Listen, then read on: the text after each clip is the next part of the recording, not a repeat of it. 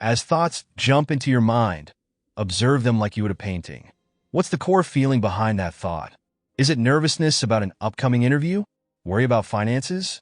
Heartbreak over a lost relationship? Now let's shift those labels.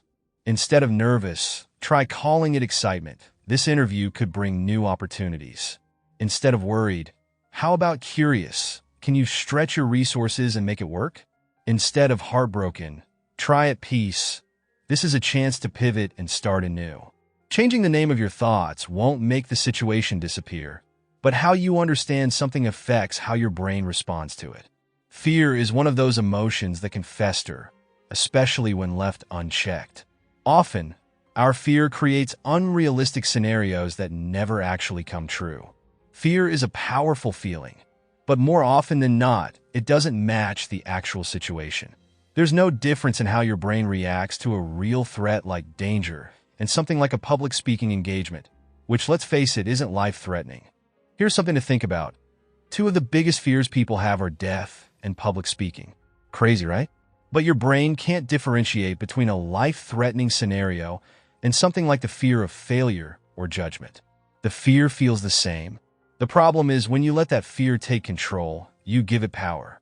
You start backing down, avoiding risks, and as a result, your fear bubble keeps getting bigger. But remember this, the fears we don't face become our limits. If you keep giving in to fear, you're letting it build walls around your potential. Your amygdala, the part of your brain that triggers fear, needs to be retrained. It's up to you to tell your brain which fears are worth responding to and which ones aren't.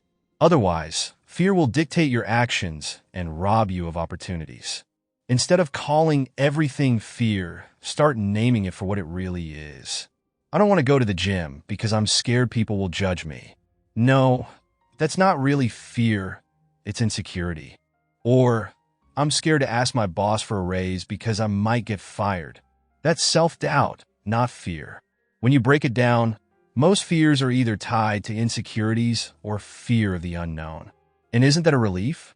Reducing all those overwhelming emotions to just two categories makes them feel more manageable. We worry that we're not good enough, that people will judge us, that we'll fail or lose control. But these thoughts are just that, thoughts. They're not real unless you make them real by letting them control you. Fear stops you from taking action. But remember this, every time you face fear, you weaken its grip on you. Either you'll fail and learn from it, or you'll succeed and surprise yourself. But you won't know unless you take that first step. Running from fear only keeps it alive. Facing it head-on is the only way to grow, learn, and realize that most of your fears weren't real threats to begin with. Your brain is just trying to protect you. But here's the truth. You don't need protecting from everything. Some things you need to face, learn from, and move on. Don't let your fears build walls around your potential.